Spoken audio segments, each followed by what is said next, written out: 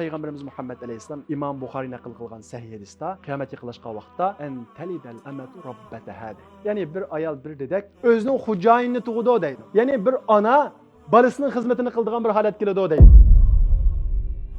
Ya eyyuhan nas taqu rabbakum inna zalzalatas saati li shay'un azim. Ey insonlar, Allah'tan korkun. Bak kıyametin yetervişi nayet büyük bir iş, nayet çoğun bir iş. Peygamberimiz Muhammed Aleyhisselam hadisde İğtenim hamsen qabla hamsin. 5 işten ilgiri 5 işni ganimet bilinglar deydi. Peygamberimiz Muhammed Aleyhisselam ganimet bilinglar degan 5 iş bugünkü yaşlarning ko'pinchisining qildi.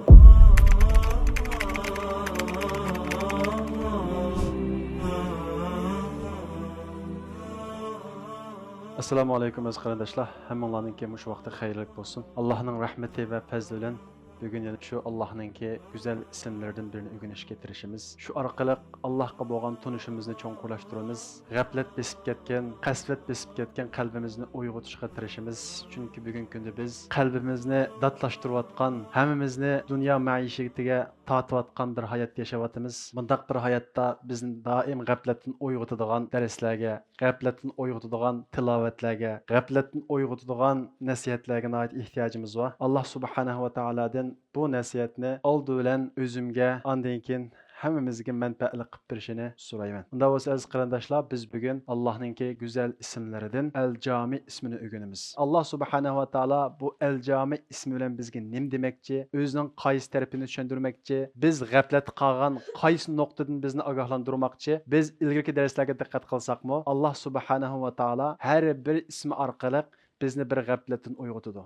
Her bir ism orqali o'zini bizga texmi cho'nqur tunishtiradi. Her bir ism orqali unutilib ketayotgan, biz xiyolimizni chiqarayotgan ma'lum narsalarni bizning esimizga soladi. Biz bugun o'rganmoqchi bo'lgan Allohning Al-Jami ismimi biz unutib qolayotgan, hammamiz to'plashadigan, biz keyindan g'ayvatni qilgan kishilar, biz yomon gapini qilgan kishilar, biz yomon ko'rgan kishilar, biz o'yoq deb uning haqqini yavagan kishilar, hammamiz yuzlashadigan bir kunni bizga eslatadi.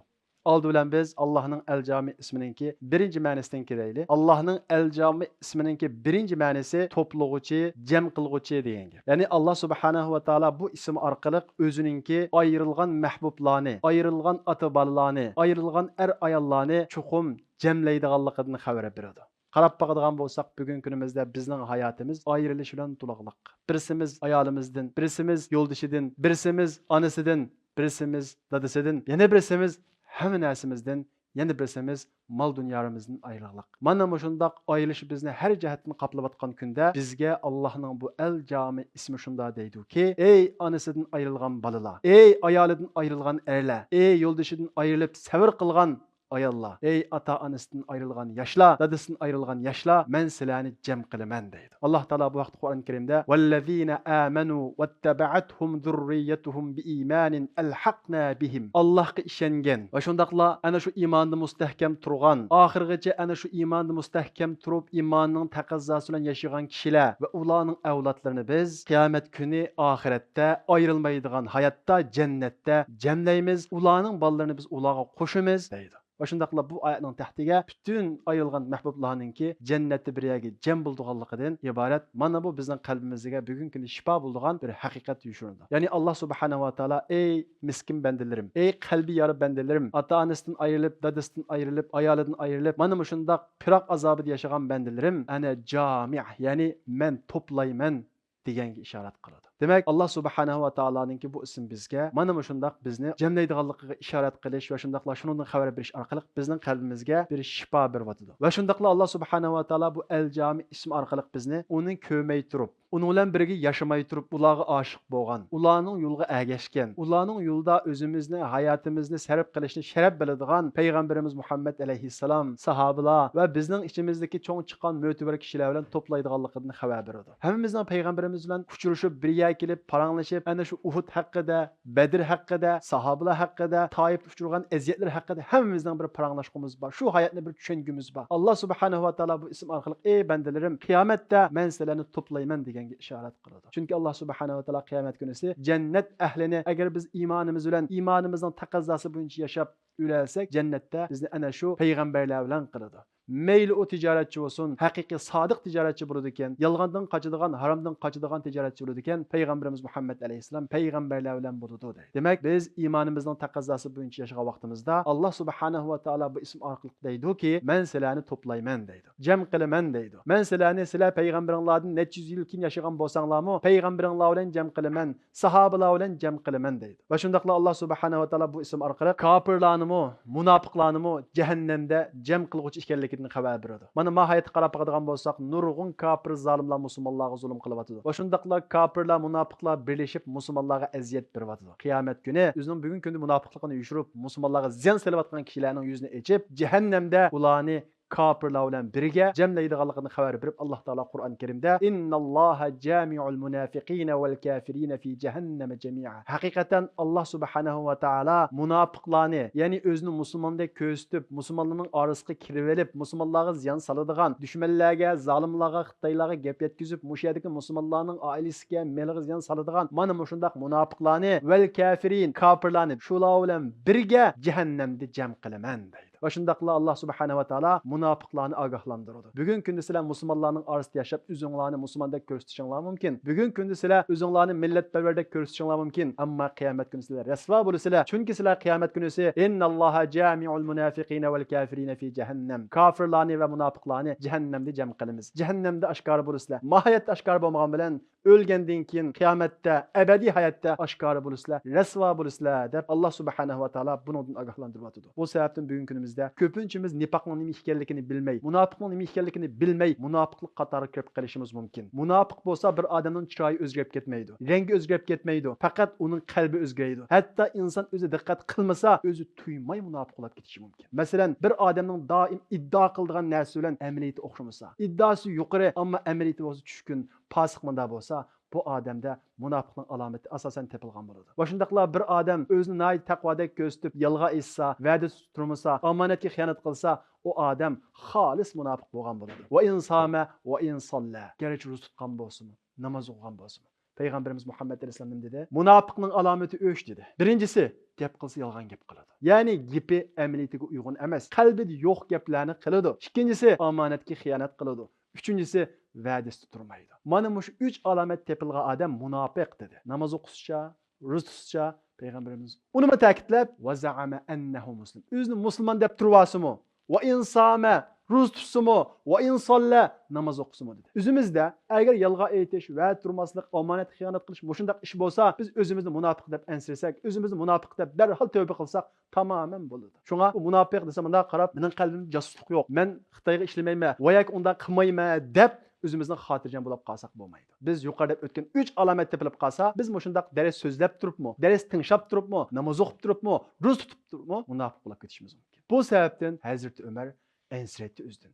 O'ylab boqinglar, Hazrat Umarning saqili batdi, Rasululloh bilan jihad qilgan. Ana shundaq turib, men munofiq bo'lib ketgan demanmi deb ansiraydi. Nima ishqa? Bir odam shundaq ba'zi vaqtda o'zining gapi bilan amaliyati zidlashiversa, u odam tuymay munofiq bo'lib ketadi. Bir odam hayotining oxirigacha yolg'onni selaversa, u odam munofiq bo'lib ketadi. Bir odam va'daga xiloflik qilaversa, u odam munofiq bo'lib ketadi. Bu sababdan Hazrat Umar munofiqlarni biladigan Huzayfadan, "Ey Huzayfa, meni munofiqlarning orasida topamiz-ha" deb ansiraydi. Shunga bu munofiqlikni o'zimizni yiroq sanab, xotirjam bo'lib ketib, menda yursak, ahvolimiz xatarlik. Shunga har vaqt o'zimizning qalbini tekshirib turishimiz kerak. Chunki ma dunyoda o'zimiz musulmonlarning orasida yashab, musulmonlar bilan jamoatlab yashab, o'zimizni musulmon deb yashab, qiyomat kuni jahannamda kofirlar birga bo'lib qolishimiz mumkin. Chunki Alloh subhanahu va taolo ism orqali nima deydi? Innalloha jami'ul munafiqina val kafirina fi jahannam. Alloh subhanahu va taolo jahannamda kofirlar bilan munofiqlarni jam qilguvchi deydi. Yana bir ma'nosi bu butun insonlarni to'playdigan kunda, hasrat kunda, nadomat kunda, qaytish bo'lmagan kunda to'plug'ichi deydi. Alloh subhanahu va taolo bu haqda Alloh Qur'on Karimda Robbana innaka jami'un nas li yawmin la rayba fi. Bizga duo qilishni o'rgatib, ey Robbimiz, sen bütün xaloyiqlarni hech bir shak bo'lmagan bir kunda to'plug'ichi deydi. Biz mahayat yashab, nima yevasak, nima ichvasak ketimiz. Kimning melni yevasak ketimiz, kimning keyinin gap qilavasak ketimiz deb o'ylamaydi. Bugungi kunda qarab boqadigan bo'lsak, bizga ajoyib imtihonlar kelganlik. Nurg'un kishilarniki mol-mulki vatanda qilg'iliq. Nurg'un kishilarga omonat qilg'iliq. Ba'zi kishilar buni fursat deb shu kishilarning molini yeyverishi mumkin. Ba'zi kishilar omonatlarga xiyonat qilishi mumkin. Ya'ni ba'zi kishilarniki Balları, ayolları yerda, pul malları yerda. Yani bazı kişilerge, yani dostlarına veya tuqqanlarga amanet qolgan bo'lishi mumkin. Mana shu imtihondan o'tanmay, yeb olsak, ichib olsak, boshqalarning haqqiga kelib olsak, Alloh subhanahu va taolo bizni to'playdigan kunda rasvo bo'lamiz, hammadan hisob beramiz. Alloh subhanahu va taolo bu ism orqali bizga: "Ey bandalarim, men butun insonlarni kelishdi hech bir shak bo'lmagan yawmul jama' to'playdigan, har bir odam yuzlashadigan, har bir odam keladigan u kunga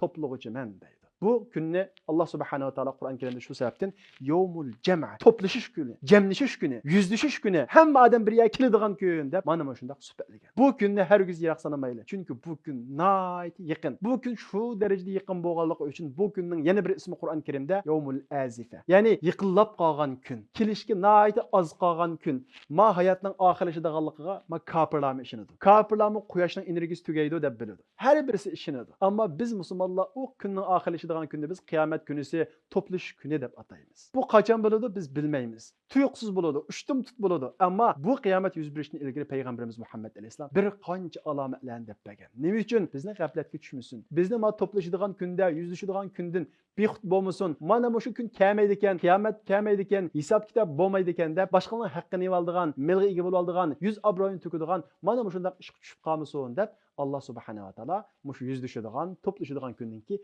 bir qancha alametlerini dep bergan. Bu alametlarga birdan bir tasbih sirgandek qarab chiqadigan bo'lsak, bu alametlarning hammasining degidek yuz berib bo'lganligini ko'ramiz. Masalan, bu alametlarningki birinchisi qaysi? Birinchisi bo'lsa, Payg'ambarimiz Muhammad alayhissalomningki payg'ambar qilib avatilishi. Ya'ni qiyomatning kichik alametlarining birinchisi Payg'ambarimiz Muhammad alayhissalomning payg'ambar qilib avatilishi. Chunki Payg'ambarimiz Muhammad alayhissalom eng oxirgi payg'ambar.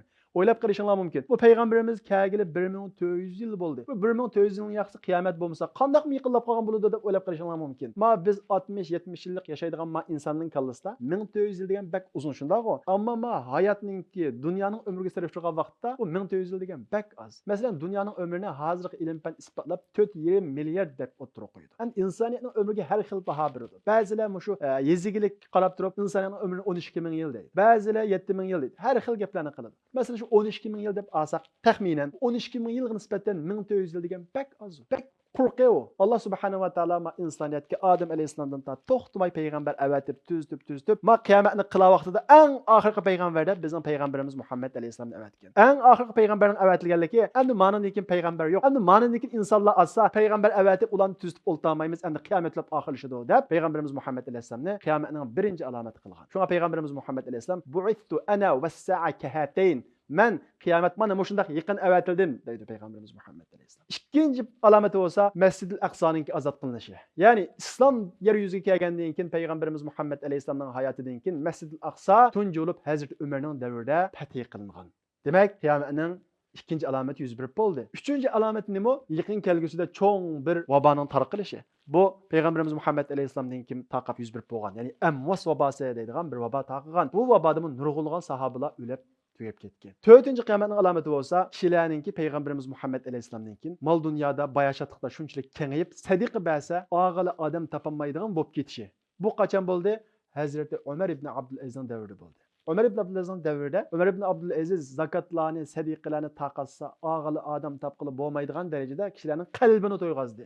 Yancuqun emas, qalbini to'yg'azdi. Hamma odam o'ziga yetarlik bo'lganini oldi, o'zining hojatini oshqanini olmadi. Ammay dedi. Oxirida zakotlar, sadiqalar eshib qilib, Umar ibn Abdul Aziz ma qushlar ochqanmasin, tog'larga chiqib bug'doy qo'noqlarni chechib qo'yinglar degan. Mana shunday bayashat kun kelgan. Xulafaur Rashidinul Xamis 5-to'g'ri yo'lda mang'uch xalifa bo'lgan Hazrat Umar ibn Abdul Azizning davrida. Demak, bu alomatimi yuz berib bo'ldi. Uningdan keyin fitnaning yamrishidan xabar bergan payg'ambarimiz Muhammad alayhissalom qiyomatdan ilgari. Bu fitna qancha yuz berdi? Hazrat Usmon davrida ig'vogarlar, isyonkorlar payg'ambarimiz Muhammad alayhissalomning shahri bo'lgan Madina Munawvarani muhosiraga elib, payg'ambarimiz Muhammad alayhissalomning ko'g'li bo'lgan Zunnuraynni xalifalikdan tushsin deb fitna qildi.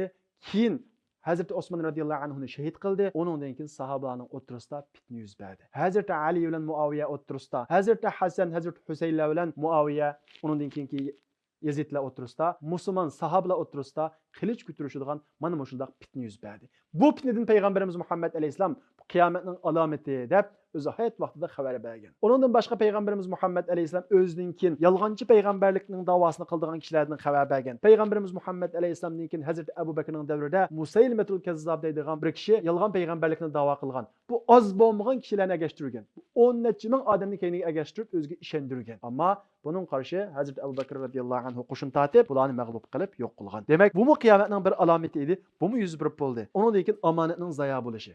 Peygamberimiz Muhammed Aleyhisselam devrinde az kırındaşlar. Bir adam Resulullah'ın kaçığı gelip La ilahe illallah Muhammedur Resulullah deb bu şahadat birişini ilgiri men Müslüman bolmakçı. Men bundakin yalga etmeyme. Bundakin va'da xiloflik qilmayman. Bundakin omonatga xiyonat qilmayman deydigan mahil tunish bo'lgandan keyin andikin La ilahe illallah Muhammedur Resulullah deb şahadat aytadi. Ondan keyin shahodatni mana bu shundoq yuksak axloq ustiga quratdi. Ama bugün günümüzde asla unda yo'q. Musulmon yalga aytadi. Musulmon haqqini yeydi. Musulmon va'da tutmaydi. Bunda musulmonchilik bizni nima cennetga akilsin. Onda yalga aytib, onda va'da turmay, onda omonatsizlik bir odamni musulmon qilsaydi, Peygamberimiz Muhammed Aleyhisselam uni bir qiyomatning alomati deb yomon salbiy shaklda undan xabar bermagan bo'ladi. Peygamberimiz Muhammed Aleyhisselam qiyomat yaqinlashgan vaqtida omonat zayo bo'ladi degan. Darvaqa bugun kunimizda musulmon va yoki Peygamberimiz Muhammed Aleyhisselamning vafotidan keyin ana shu huquqninki loyiq bo'lmagan kishilarga qilishidan tatib, kishilarning o'tirishlik ishonchsizlikdan tatib qarab baqadigan bo'lsak, musulmonlar saqtilashib qarabmadi. Musulmon degan asli ishonchlik degan gap edi. Alloh subhanahu va taolo Peygamberimiz Muhammed Aleyhisselamga vahiy yuklashni ilgari Peygamberimiz Muhammed Aleyhisselamni qaysi jihatda tayyorladi? Bir jihatlam tayyorladi. O bo'lsa-mu al-amin, ishonchlik degan bu sifatda tayyorladi. Ondan keyin Peygamberimiz Muhammed Aleyhisselamga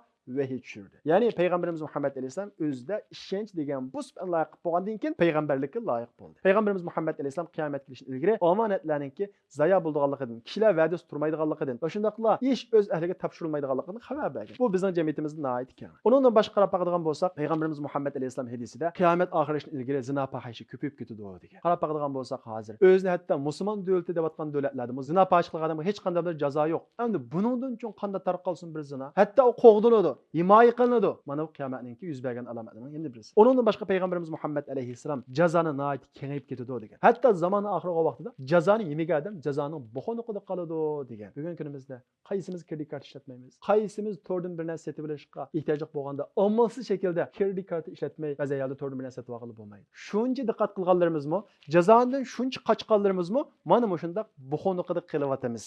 Jazoni yemasakmi buxoniqida qilyapmiz. Jazoni mana shundaq dunyoning iqtisod sistemasining hammasining ichiga singib ketgan. Bir musulmon qochaman degan taqdirdami, uning buxoniqida qoladigan shundaq holat kelgan. Mana Peygamberimiz Muhammed Aleyhisselam qiyomat yuz berishdan ilgari jazoni kengayib ketadi degan. Hatto bugun kunimizda o'zini xili taqvo deydigan tijoratchilarmi mana bugun kunimizda har xil ismini o'zgartirib qo'yib bersa, Carpay va shunga o'xshagan hozirgi Turkiya bankalarida har xil nomlarni qo'yib bersa va xizmat badali deganga o'xshagan shunga oldinib ham jazoni yeydigan. Mushunda holat qilyapmiz. Diqqat qilganlarimizmi biz yuqori degandek uning buxoniqida qilyapmiz.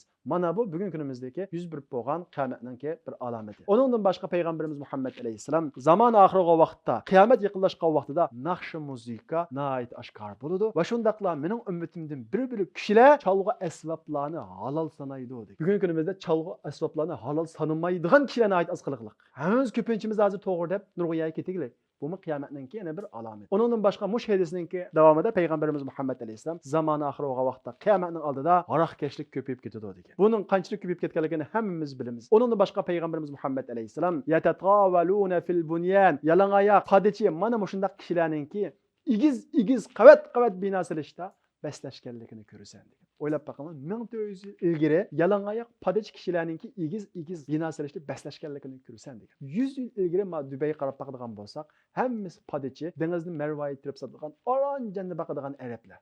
Acayip namrat. Resulullah degende köpüncüsü yalangoyoq. Bugungi kunda qanday bo'ldi? Birisi shakl chiqarib, oy shaklda bino saradi. Birisi Burj Xalifada bir bino saradi. Bu ishning o'zi bir yomon ish bo'lmasa-mu, Peygamberimiz Muhammed Aleyhisselam qiyomatdan ilgari mana shundaq yalangoyoq padichilar shundaq iqtisodga ega bo'ladi va shundaqla ular igiz bino solish orqali baslashadi degan. Endi qiyomatning alomati bundan ochiq yuz beradi. Bundan boshqa Peygamberimiz Muhammed Aleyhisselam Imom Buxoriy naql qilgan sahih hadisda qiyomat yaqinlashgan vaqtda an talibal amatu rabbataha deydi. Ya'ni bir ayol bir dedek o'zining xo'jayinini deydi. Ya'ni bir ona balasining xizmatini qiladigan bir holat keladi deydi. Aslida bir bala onaning xizmatini qiladi. Bir bala dadining xizmatini qiladi. Ammo bugun kunimizda-chu dal payg'ambarimiz xabar bergandek, dadam uni qilib bermadi, onam buni qilib bermadi. To'xtamay onasining ko'ngli og'itish, dadasining ko'ngli og'itish, dadasini jafoga solish, onasini jafoga solish, dadasini va onasini xuddi qulning o'rnida ishiltadigan mana shundaq bir davrda yashayapmiz. Dal payg'ambarimiz Muhammed Aleyhisselam degandek, bir ayol o'zininki bolasini emas, o'zining xo'jayinisini tug'atdi hozir. Tug'ilgan balla onasining bir xizmatkori, jannat kiradigan bir ishga emas, u tug'ilgan balla onasining xo'jayini bo'lyapti. Payg'ambarimiz Muhammed Aleyhisselam mana bu shundan xabar bergan. Payg'ambarimiz Muhammad alayhisalom xabar bergan, mana bu salbiy alomatlardan bo'lib qolmasligimiz uchun asla va asla onamizning xo'jayini bo'lib qolmaydi. Onamizni ishga boradigan, onamizni uni qilib buni qilib deydigan manda holatga asla va asla kelib qolmaydi. Payg'ambarimiz Muhammad alayhisalom ma ota-onasi qishda batirib jannat kirmagan odam xarob ketsin dedi. Demak, ota-ona bir balga nisbatan, sizlar yoshlarga nisbatan onanglar olsun, dadanglar olsun, bu jannatning ishki. Kuzanglarga bir ona olgan bilan jannatning ishkida kiransin. Ash ota-onanglarni rozi qilsanglar, ota-onanglarning ko'nglini og'ritmasanglar, sizlar shu ish orqali jannatga kirasizlar. Ma ota-onaga yaxshilik qilgan odam oxiratda ko'radi, ma dunyoda ko'radi. Ma ilmiy tadqiqotlar isbotlangan ish. Hatto kofirning ishida bo'lsa-mu, ota-onaga yaxshilik qilgan odam ma dunyoda azizlik ko'radi. Shunga ba'zan bolalar ota-onasi qish tursa, pul topman deb bilak yer ketadi. Ota-onasi yolg'iz qiynalib qoladigan bir ahvollar. Men shular qalab deyman. Hey, pul topadigan yerni topolmading. Ey yosh, sening onang yolg'iz, dadang yolg'iz. Agar sen haqiqiy pul topmoqchi bo'lsang, hozir qanoat qilib bo'lsa-mu, o'zingning turmush saviyasini yuqori ko'tarib bo'lsa-mu, onangning, dadangning holidan xabar olsang, sen Alloh taolo sen o'ylamagan yerdan rizq beradi. Sen ota-onang orqali asli pul topa olading. Ota-onang orqali ham jannatga kira olading, ham dunyolikni qo'lga keltira olading, ham oxiratni qo'lga keltira olading deb buni degim keladi. Chunki bu vaqtda nurg'un hadislar va shundaqla mahayatda nurg'un amaliy real bo'lgan bunun isbotlari bor. Demak, Payg'ambarimiz Muhammad alayhisalom xabar bergan bir ayolning o'zining xo'jayini tug'ishimi bugungi kunimizda afsuski yuz beryotidi. Undan boshqa Payg'ambarimiz Muhammad alayhisalom qiyomat bo'lishdan ilgari nahaq qon to'kiladigan odam o'ltirish, ulush nihoyat ko'payib ketadi degan. Qon to'kilish va shundaqla ulush. Urush sababli o'lib ketishmi ko'payib ketadi, ushtum tut o'lib ketishmi ko'payib ketadi. Amaliyotda buning misollari bugungi kunimizda nihoyat ko'p. Undan boshqa Payg'ambarimiz Muhammad alayhisalom qiyomatdan ilgari yer tarvash ko'p bo'ladi degan. Yer tarvaydigan bir abba telefon qarab baqsanglar, 24 soat ichida yer tarvamaydigan yer yo'q hozir. Sizga qarab baqsanglar, necha yil ilgarikidan hozir tug'an sari yer tarvash ko'payib mang'illar.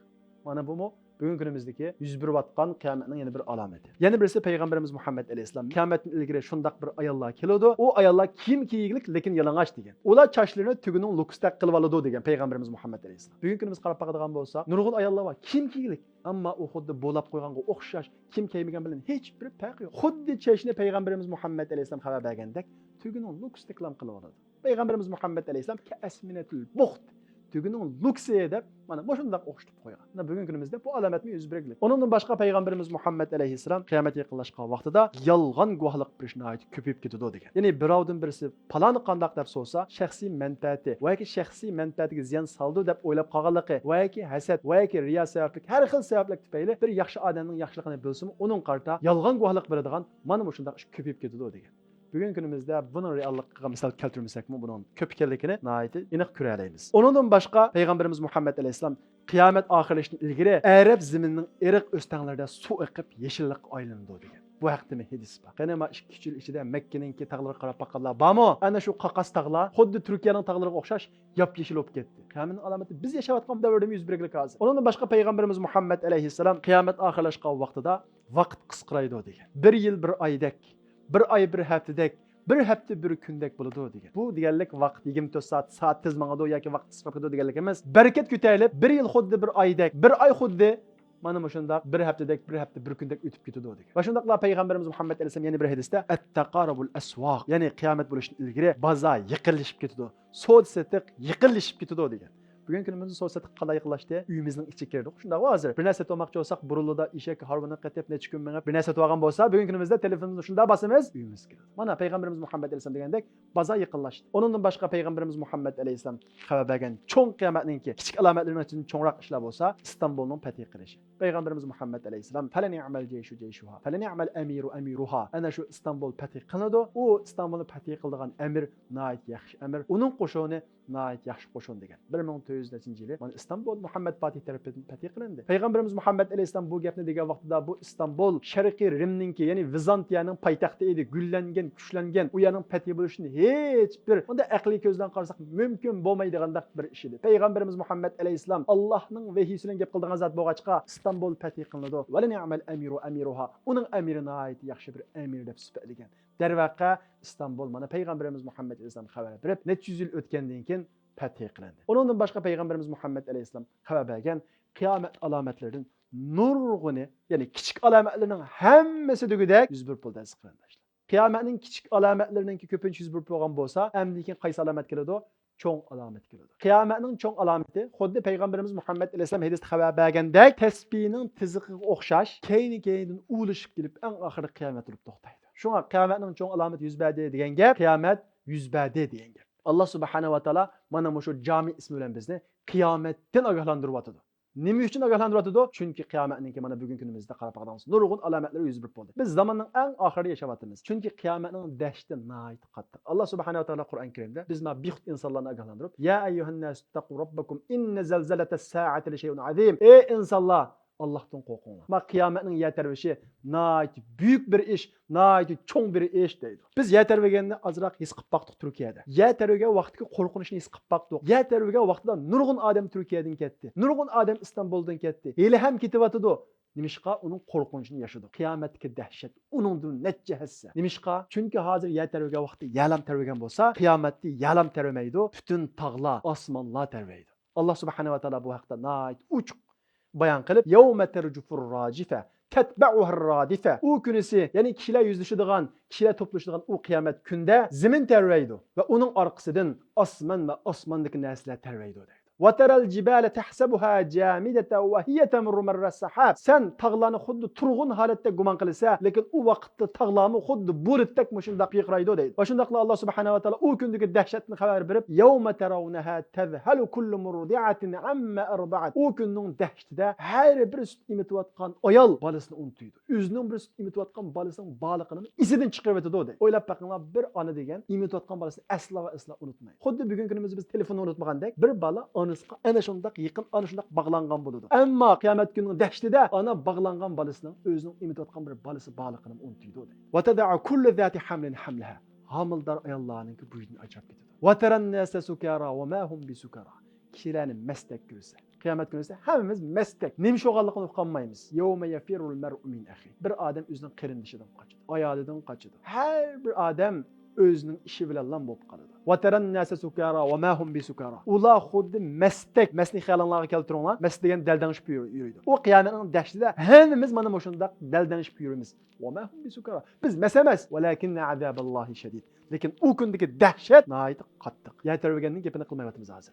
Qiyomatning gapini qilyapmiz. O qiyomatda yer tarvaydi, osmon tarvaydi. Fa idan nujumu tumisat. Osmondagi yulduzlar nurlar uchadi. O'ylab baqinglar. Tüm zulmat, tüm qorong'u. Hech qanday bir yulduz bo'lmasa, quyosh mı bo'lmasa, bütün zulmat bo'ldi degan. Fa idan nujumu tumisat. Chunki osmondagi yulduzlarning nuri uchidi va shundaqla yulduzlar to'kiladi. Yulduz to'kildi degan nega bilamsizlar? Quyosh to'kildi degan gap. Quyosh mi bir yulduz? Va shundaqla bütün yulduzlarning hammasi to'kiladi. Va idas samau furijat. Ma osmon yeriladi deydi. Va idal jibalu nusifat. Tog'lar titilib, shamolda uchib yurgan zarralardek bo'lib ketadi. Va idal biharu sujjirat. Dengizlar o't bo'lib lavildab kuyishga boshlaydi. Yawma takunu as-sama'u kal-muhl. O kunda osmon eritilgan mistak bo'lib qoladi. Va takunul jibalu kal-ih. Tog'lar ranglik yo'ndak bo'lib qoladi deydi. O'qimoq oson, lekin o'ylab baqsaq, iymon bilan bu so'zning Allohning so'zi ekanligi, biz namozda har kun o'qiydigan oyat ekanligini esimizga elib o'qisak, o kun nihoyat dahshatli bir kun. Yawma yaj'alu wildan shiba deydi. O kunning dahshatidan kichik bolalarning chochlari oqirib ketadi deydi. O kunning dahshatidan kofirlar qiyomat bo'lsin. Alloh hisobga tortib do'zaxga tashlasin bir tashlasa ekan deb shundoq yolrib ketadi deydi. Bu sababni Alloh subhanahu va taolo yawmul azifa, ma qiyomat bak yaqin deydi. Va shundaqla yawmul hasra deydi bu qiyomat. Hasrat kunisi deydi. Chunki ya hasrata, har bir odam pushaymon qiladi. Ma farrattu fi jambillah. Allah'ın haqqida, Allah'ın dinini sal qilganlik uchun pushaymon qiladi. Hayotida Alloh uchun bir yaxshi qilmoqlik uchun pushaymon qiladi. Har bir odam hasrat va nadomatga tushadi. Shunga Alloh subhanahu va taolo iqtaraba lin-nasi hisabuhum va hum fi ghaflatin mu'ridun. Kishilarga mana shu dahshatli kun yaqinlab qoldi. Hisob kun yaqinlab qoldi. Va hum fi ghaflatin mu'ridun. Lekin qiyomat ana shundaq yaqinlab qolgan bo'lsa-mu, qiyomatning ana shundaq nurg'un alomatlar yuz berib bo'lgan bo'lsa-mu, kishilarning ko'pinchisi g'aflatda. Yüz örmekte, İslam'dan yüz örmekte, İslam'dan ümitsizlenmekte, nicatlıkını başka yerden izlemekte deydi. Allah subhanahu wa ta'ala bu ismi arkalık Rabbena inneke cami'un nasi liyevmin la rayba fih. Allah'a bu şekilde dua kılınlar deydi. Ey Rabbim, sen bütün halayıkların topluluğucusun. Hiçbir kişi müstesna kalmaydı. Bütün Adem Aleyhisselam'dan takip yaratılgan bütün kişiler topluşudu. Hatircen bununla o vakitte mazimin dolmaydı. Yevme tubeddelul ardu gayral ard. Zimin başka bir zaman almıştırıldı. Günah ötküzülmegen zaman almıştırıldı. Bütün insaniyet sığıdığan çok büyük boğan bir zaman almıştırıldı. Ana şu günden agah bulunlar deydi Allah subhanahu wa ta'ala Kur'an-ı Kerim'de. Xo'sh, unda bo'lsa, biz bugun o'qigan Allohning al-Jami ismidan o'rganadigan birinchi narsamiz bo'lsa, asla g'aflatga tushmaslik, qiyomatni yiroq sanamaslik. Chunki biz yuqorida bo'lgandek qiyomatning nurg'un alomatlari yuz berib bo'ldi. Kofirning kuchlanib ketganini qarab, musulmonning ozishib ketganini qarab, nurg'un kishilarningki, oxirat xiyolida yo'q, jannat xiyolida yo'q, xuddi oxiratni bir g'aybiy narsadek, yo'q narsadek ko'rib, bütün hayatını şu dünya hayatı bilan birib ketganlarga qarab asla g'aflatga tushmasligimiz kerak. Shunga birinchi qildig'imiz g'aflatga tushmaslik. Ikkinchi qildig'imiz payg'ambarimiz Muhammad alayhisalom bizni ogohlantirgandek 5 ishni ilgari chuqunma 5 ishni g'animat bilishimiz kerak. Payg'ambarimiz Muhammad alayhisalom aytsa, "Ig'tanim khamsan qabla khamsin." 5 ishni ilgari 5 ishni g'animat bilinglar deydi. Payg'ambarimiz Muhammad alayhisalom g'animat bilinglar degan 5 ish bugungi yoshlarning ko'pinchisining qo'lida. O qaysi? Birincisi Peygamberimiz Muhammed Aleyhisselam şebabeki qabla haramik yaşlıqını qirishni ilgari g'animat berdi. Yaş cho'ng'ib qolgan akalarimiz qarab, bu qiri akalarimiz tug'ilgan vaqtidan tortib ayda qirichag'a deb qolmanglar yoshlar. Sizlar yoshdi, sizlar shoshdi, otdek shoshdi, ammo vaqtning o'tishi bilan bunda yashinib ash yoshga bordi. Sizlarmi jiq emas, 20 yil 30 yildan keyin ashunda bo'lsizlar. Bolalarni ma saqalanglar oq kiradi. Mening metaxi endi taxi ma talchiqni otib o'ynaganim esimda meniki. Aynak qarasa ma saqalimga oq kiribdi. Yo'q, mujildi meniki. Satrash ilvataymi deb aman dedi. Chunki bu bizni eslatadi. Sizlar o'xshash qaysizlar? 15-20 yildan keyin daduslar, 50 yildan keyin boyuslar, balkim 40-50 yildan keyin masorondakining ko'pinchimiz bo'lmasligimiz mumkin. Shunga ma yoshlik Alloh bergan eng chong dasmayinglar. Yoshligingizda o'ynab, bexulochi vaqtingizni zayi qilyapmanglar. Ma bugungi kunimizda ma bu Turkiyada o'zimizning atrofidagi yoshlarda menda bir illat bor. Men buni sizlarga bir inim sifatida tavsiya qilaman. Ma Turkiyada hayot go'zal. İsil çayxanalar var, isil qahvaxonalar var. Berib har xil shaklda yashg'uloldi bu yerda. Ma yoshlik hayotingni agar sizlar bu yoshlik hayotini bir kelajagingizga bir uzuq to'plamay, mel iqtisodiy jihatda bo'lsin, mel ilmiy jihatda bo'lsin, o'zingizga uzuq to'plamay, bir xazina to'plamay, isil yashashni, lyuks yashashni maqsad qilib, lyuks ko'rinishni va yoki yashab lyuksga yashamaysiz, lyuks ko'rinishni maqsad qilib hayotingni o'tkazasizlar. Chuqur buning premanni qilasizlar. To'y qilgandan keyin turmush besimi shundalam qilingan menido u vaqt sizlar otdek chopsizlar, chiqolmaysizlar. Ondan keyin Yevropaga borsam bo'ladimi, Koreyaga borsam bo'ladimi deb g'am qatsizlar. Unda qilmasliging uchun mana ma vaqtni g'animat bilasizlar. Nima o'rgansang o'rganalaysizlar. 5 yilda g'am yo'q hozir. Sizlarda uy ijara to'laydigan bir g'am yo'q, ota-onang to'laydi. Ya'ni sizlarda cho'ng'olgandan keyin paydo bo'lgan nurg'un g'am yo'q hozir sizlarda. Bu sizlar uchun fursat. Bunday vaqtingizda pul yig'isizlar, yaxshi o'qiysizlar, ya'ni hammani yepib tugutib olmaysizlar. Ma yoshligingni qirib qolgan vaqtingizda, qutqulangni mag'dur ketgan vaqtida esqitish uchun tirishchilik ko'rsizlar. An qirib qolgan vaqtda xafa topmaysizlar. Ammo ma yoshligingizga ishonib, mendan pul topdinglar va yoki mendan maosh oldinglar, apriplam xajlab etib, kishilarga shunday ko'rsatib, o'zingni xo'sh qilib o'ssanglar, ma hayot gejganingdan bosadi, hayotning ostidan qopolmaysizlar. Shuning uchun payg'ambarimiz Muhammad alayhisalom bu hadisiga binoan shababaka qabla haramik. Ma yosh vaqtingni qir vaqtingizdan ilgari g'animat bilinglar. Chunki sizlar qaysizlar. Abdullah saqam saqal chiqdi, saqaling oqaydi. Mahdi sami mo'qchiysa, asığı chuysa. Ammo hozircha shosh. Nima qilsan qila olasizlar? Unda bo'lgandan keyin qirg'anda qilinmaydigan, qirg'anda egri keladigan ishni hozir qilamiz. Ammo qirg'anda damaslig'i, qirg'anda atgan damni hozir ilib olsanglar, qirg'anda deb arama atgan ishni hozir ilib olsanglar, qirg'an vaqtda hayotning xabarligidan qutulolmaysizlar. Yo'lda kurtqansizlar, qiri hayotning xabarligidan ajamagan odamlarni xususan men ko'rsam yuragim qattiq mujlib ketadi. 60-70 yosh kirib qolgan bir narsa sotayotgan odamni ko'rsam mening yuragim qattiq mujlib ketadi. Va shunday bir xil qo'rqinish bosadi. Bu meni ajoyib bir tirishtiradi. Ma 60-70 futbolning mag'du qolmagan ma hayotda insonning yana bir hayotning xabarligidan ajamasligi mabak ig'ir ish bu. Unda bo'lgan ekan, ma futbolimiz mag'du vaqtda tirishimiz, hammani yeb tugutib olmaymiz, o'ynab tugutib olmaymiz, bilim olamiz, pul topmaymiz, pulni to'playmiz, keyinligimiz uchun asos tiklaymiz. Ammo men hozirgi Turkiyada modaga ritmga tushib bilan baldilam o'zinglarning ostonli bo'sh, o'zinglar boy emas, ammo boydek. O'zinglarning ilmi yo'q, ammo ilmlikdek. Ma'qul ritmga tushib olsanglar, siz kelgusini bitlay beran qilsiz. Shunga shababaka qabla haramik ey yoshlar. Yana tavsiya qilay, ma yoshlig'ini g'animat bilinglar. Chuqum eslaysizlar shu gapimni. Chuqum eslaysizlar. Chuqum buningki suri deymiz-ku biz. Chuqum buning bir badali keladi. Ikkinchisi bo'lsa, vasihhataka qabla saqamik. Kasallikingni ilgari sog'liqni. Mush yosh vaqtimizda ko'pinchimizning badan sog'lom keladi. Ammo hozir men 35 yosh kirdim. Hozirdan tortib ba'zi kasallar o'zini ko'rsatkili boshladi. 40 yosh oshgandan keyin bu texnik ko'paymish. Demak, ma yosh qirg'an siri ma badan saqliq mada to'maydi. Yoshlik mada to'maydi, shoshlik mada to'maydi. Unda bu ekan, ma shosh vaqtimizda, yosh vaqtimizda, saq vaqtimizda, qirg'an vaqtimizda, kasal vaqtimizda qilolmaydigan nurg'un yaxshilarni, pul topayli, o'qayli bu ishlarni qilib olamiz. Hargiz ma saq vaqtimizni o'ynab, behuda o'tkazsak, kasal vaqtimizda o'chaqda xorliqqa tushib qolamiz. Shunga payg'ambarimiz Muhammad alayhisalom bundan eslatgan. Va g'inaaka qabla faqrik. Boyliqni peqirlashni ilgari. Hozir siz boy, yoshli boysizlar. Boy deganim degan gap behojatman degan gap. Sizning bola o'qish g'amingiz yo'q, uy joy turadigan g'amingiz yo'q, nurg'un ma cho'nglarda bo'lgan g'am yo'q sizda. Demak, siz hozir boy. Mana şu vaqtdan yana fursat beringlar. Sizlar shundaq bir muhtojlikqa tushib qolishinglar mumkinki, agar fursat bilmasanglar, xarob qolasizlar. Va firagaka qabla shughlik. Boş vaqtinglarni mashg'ul bo'lib qolishdi. Mushu gapni men toz tushunmaydim. Hozir tushunyapman. Hozir sizlar shunda bir vaqtga egiki, ügüneydanglar, pul tapaydanglar, nima ish qilsanglar vaqtinglarni ajrata olasizlar. Ammo sizlar shunda to'y qilgandan keyin, yana to'y qilib yana bir yil erkinlashib bo'ldi. Bir bola bo'ldi, ikki bola bo'ldi, uch bola bo'ldi. Bola avg'an siri vaqtinglar mashakalda mangadi. Qisilib mangadi. 3-4 bola bo'ldimi, o vaqtinglar acayip qısıp ketdi-ki, o'ynaganning, yeb ichganning da vaqtni zayg'aning hammasidan birdan bir surini tortisizlar. Chunki bola avg'andan keyin maktabga qildiga chiqdi, birisining bashag'i edi, birisining qusqa qo'ydi. U ish degan bak olib ketdi. Bola avg'an siri, ya'ni hayotingni bundan keyin mana tarib mangadi. Unda bo'lgan ekan, keng vaqtingni ching tutisizlar. Yosh vaqtingni unumli ishlarga ahamiyat bersizlar. Keyin o'zinglar qutlanmaydigan bir mashg'ulchilik, qutlanmaydigan bir aldirashlikqa mubtalo bo'lasizlar. Chunki hayot sizni shunga qistaydi. 5-incisi hayotaka qabla mavtik. Umuman hayotning o'limingdan ilgari. Hammamiz o'limga mahkum inson. Ma'nosi için ölmeydiganlar yo'q-ku, ölmaslikning abi hayotini ishkali yo'q-ku, hammamiz o'lamiz.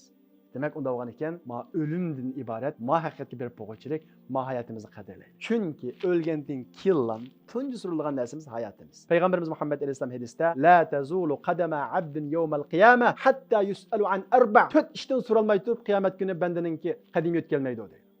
Qiyomat kuni tunji surilgan 4 ish. Birincisi an umri, ömrüdün, hayatıdın. Yani sana 60 yıl ömür verdim, 70 yıl ömür verdim. Benden nimaga ishlatdim? Sizlar mana shunga hozirdan tortib hisob qilasizlar. 20 yoshga kelgan bo'lsanglar, bir 20 yoshga ketdimi? Nima ish qildim?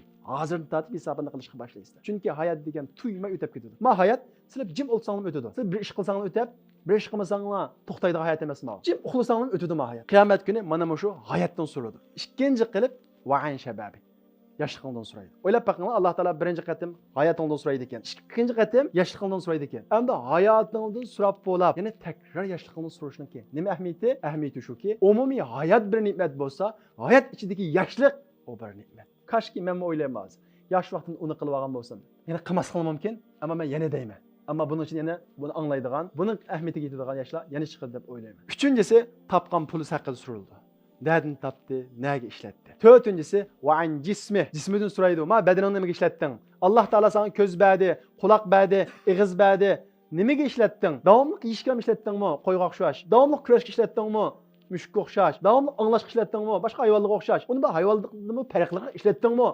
Bunu soraydı. Çünkü ma ağzını yeşik işletiş, gözünü küreşki işletiş, kulakını anlaşık işletiş. Bunu başka hayvanlama qiladi bu ne? Bizim bir farkımız bo'lishi kerak. O hayvanlar ishlatmaydigan bir yerga ishlatsak, undan keyin bizning farkimiz bo'ladi. Alloh taolo ana shundan so'raydi. Yedim, ichdim, angladim, ko'zim deb javob bersak, bu o'tmaydi degan. Alloh subhanahu va taolo bizni bugun o'qigan Allohning al-Jami ismidan yetarlik nasihat olgan nasib qilsin. Chunki Allah subhanahu wa taala bu ism orqali deydi-ki, o'ynayotgan yoshlar, o'tayotgan insonlar, innalloha jami'un nas.